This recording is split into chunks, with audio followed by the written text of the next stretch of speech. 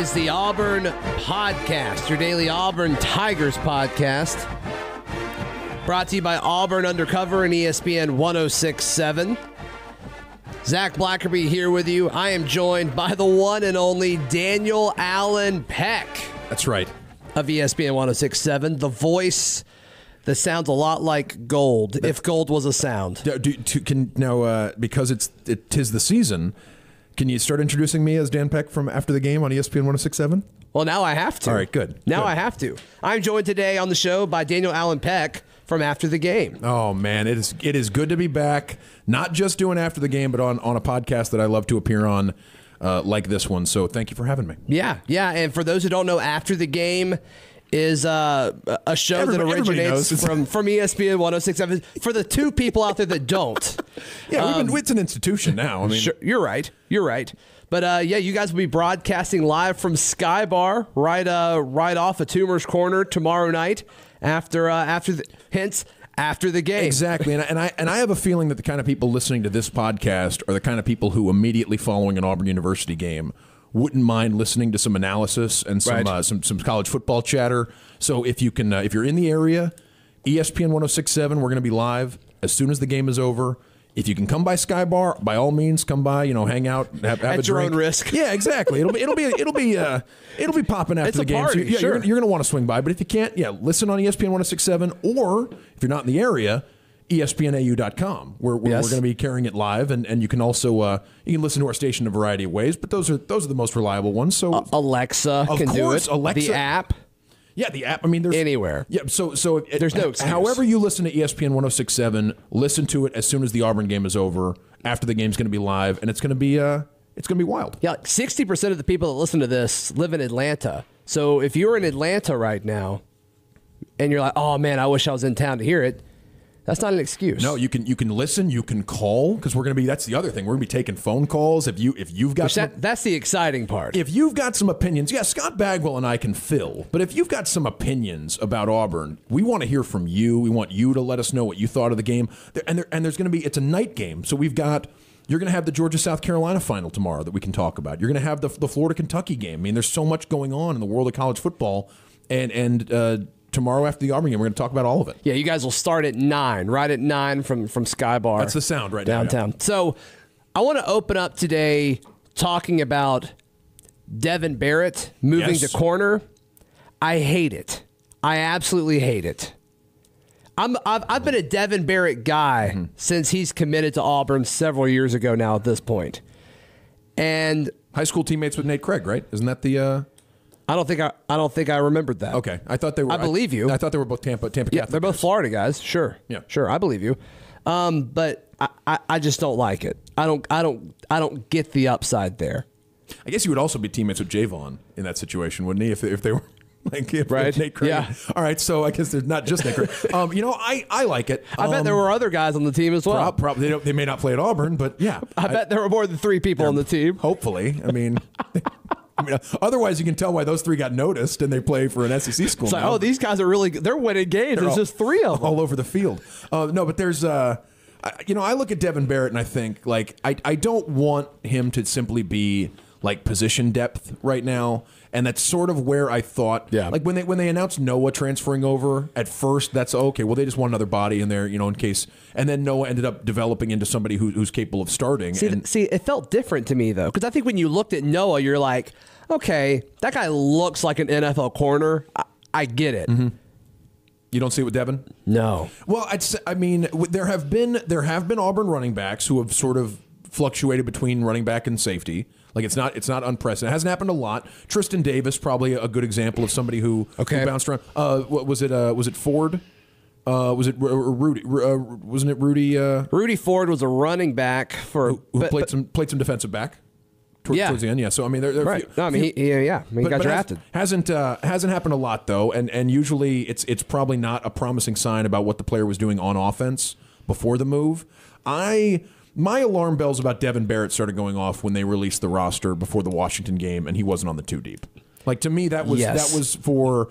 It was on Asa Martin wasn't on there either. They just had 2 running backs there. Yeah, when you've got and when that 2 deep has true freshmen on it at your position and you're behind them, I wonder if it's I mean, either and if honestly, if defensive back doesn't work, like Devin Barrett to me becomes a candidate to no longer be on the team because he really wants to play somewhere else. And if I don't think he's on the team next year, regardless. Yeah, I mean, at this point, I would say if he sticks at defensive back, maybe, but that's what it would take. I mean, I don't think he's moving back to receiver or running back. And if he moves back to running back, I mean, all these guys are back. Like, the Auburn doesn't have a senior making an impact at running back right now. So, I mean, you look and it seems like it's pretty congested ahead of Devin Barrett everywhere he'd want to be. So hopefully he can make defensive back work. And he's going to play a lot of special teams this year. Recorded a tackle in the Washington game, but. No, I think that's a pretty safe prediction that if it doesn't work, he's a candidate to not be on the team starting next year. Now, the claim I'm about to say, I fully acknowledge that I am probably higher on Devin Barrett than I should be. Okay. And I've been forthcoming with that ever since I've done this podcast. But I just think it's a straight-up mistake. Okay.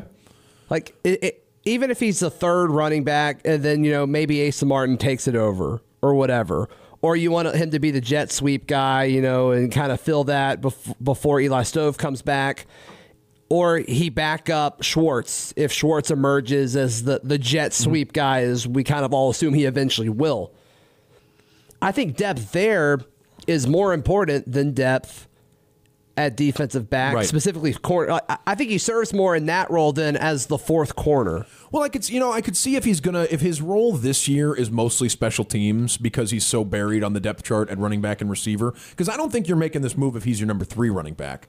Like, this is more of a if he's behind your 2 starters and Shivers and Asa Martin and potentially you could also have. I guess C.J. Tolbert looks like he's going to play this weekend. So, I mean, there's a lot of running backs there that seem to be, and at receiver, you've got all those true freshmen on top of the established guys. So, if it's a short term thing, if Devin Barrett mostly projects as a special teamer this year, then having him work with the defensive backs and doing more, whether it's tackling or whether it's, I sort of see it. But as far as his prospects don't appear to be tremendously promising for his future with the team unless he really seizes a role at defensive back. Apparently teams recruited him as a corner, and I had kind of forgotten that. I read Brandon Marcello's story when he kind of reported what Malzahn said at Tiger Talk. It's just clear that he didn't want to play corner or he would have gone to one of those schools. Yes. Well, but and I think Auburn would keep him at running back if they had a use for him at running back, but clearly right now the best way for him to help the team is at defensive back. And if at the end of the season that's not, I don't know how much defensive back he'll actually be playing either. I think that his role is as a special teamer, and it just, to me, Devin Barrett is one of those guys that I worried about during the fall, as if the true freshmen are as good as people say they are. In this case, is it Asa Martin? Or are you talking about the receivers? Well, I'd say the receivers because after they moved him to receiver, the true freshmen, if the true freshman receivers, but I guess you could lump Asa and Shivers in there as well. Okay, but if the true freshman receivers are as good as they say they are, then their playing time is going to have to come at the expense of somebody. And I looked at those returning receivers: Sal Cannella, Marquise McLean, Devin Barrett, who'd been moved to receiver at some point. I think those were guys who. They were on the chopping block if they couldn't beat out these true freshmen, where you just wonder where they are on the roster.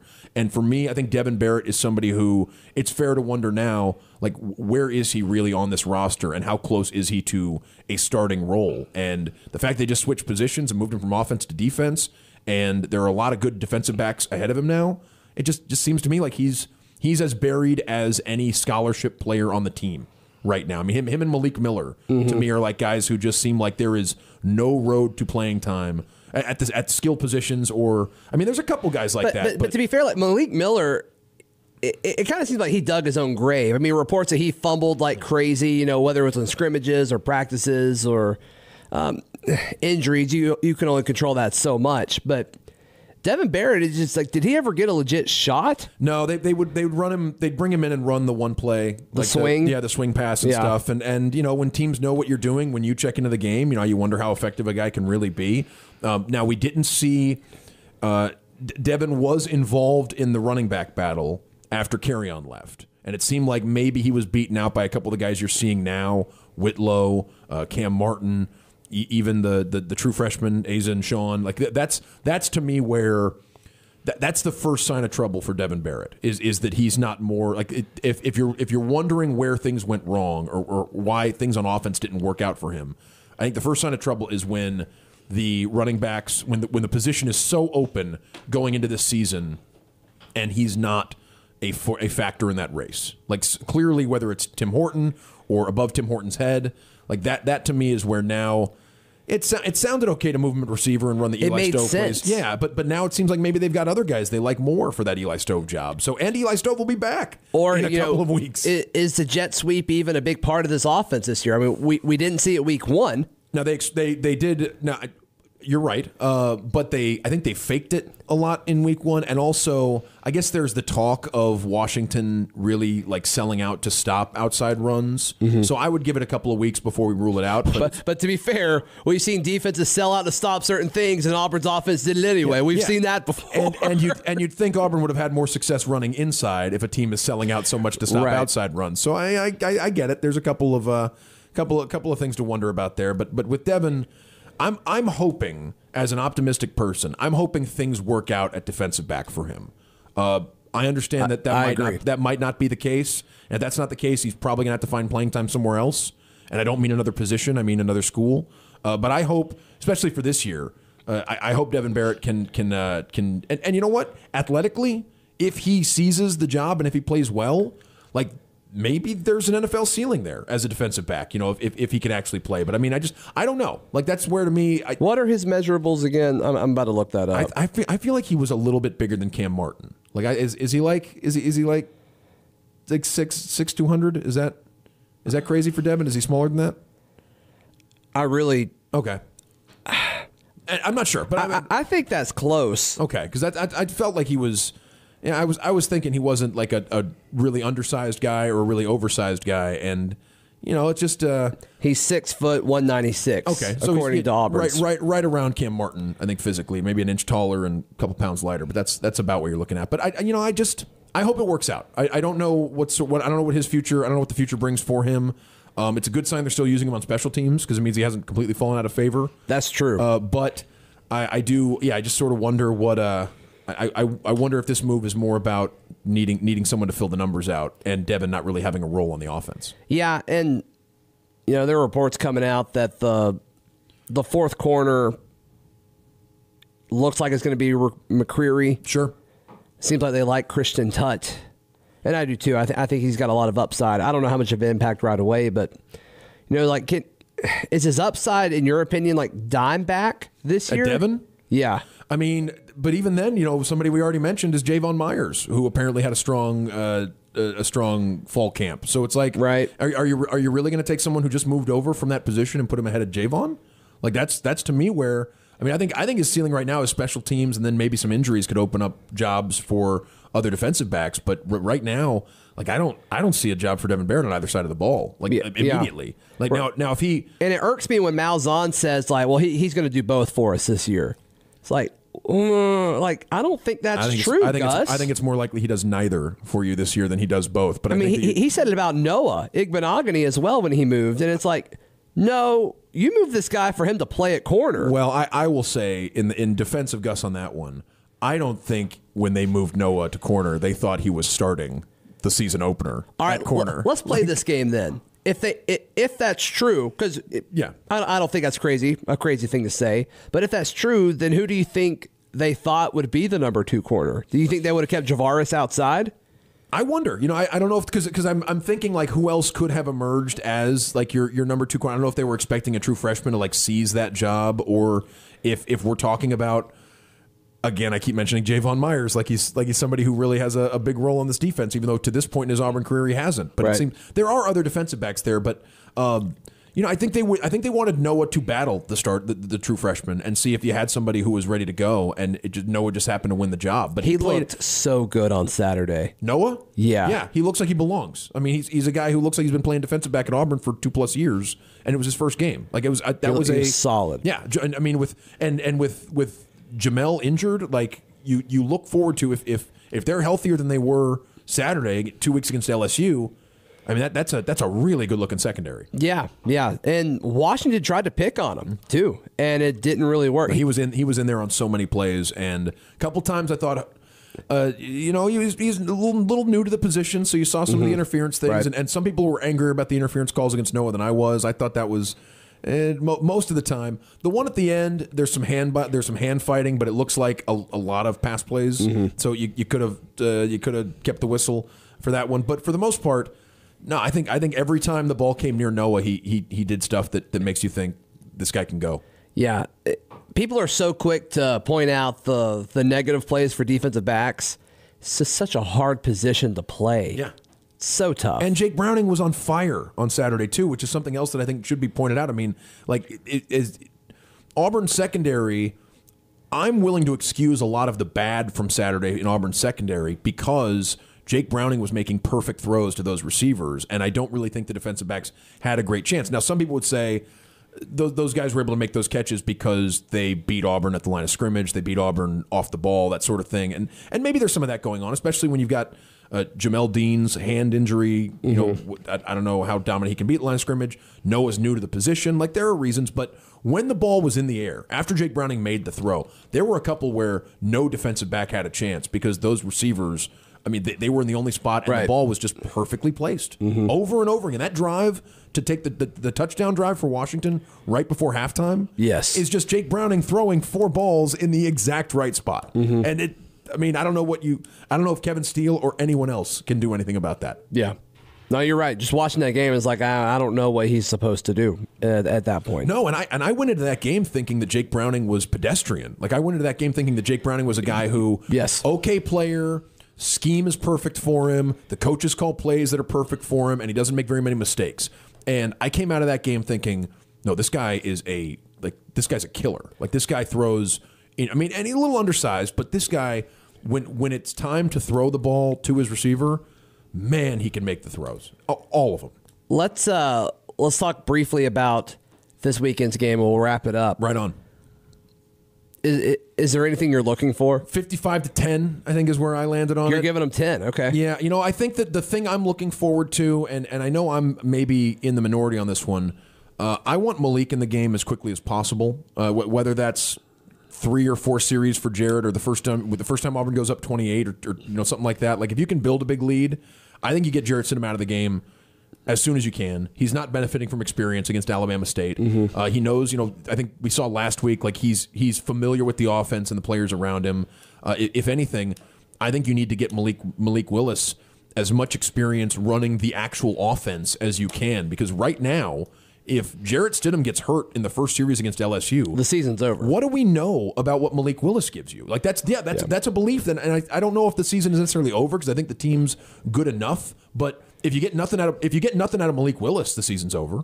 Like, that's, if your backup quarterback goes in and can't play. The way Auburn fans are going to see it, even if the defense allows them to win every game going into Georgia, you're not beating Georgia or Alabama with Malik Willis this year. Not based on what we've seen from Malik Willis yet. Yeah. I think if Malik Willis is given more of a chance to throw the ball and more of a chance to run the actual offense that he would be running if he stepped in for Jarrett Stidham during a competitive game, then maybe that would be different. And you need to get him those reps in games like this one. Right. So the sooner Malik can go in, the better. That's what I want to see.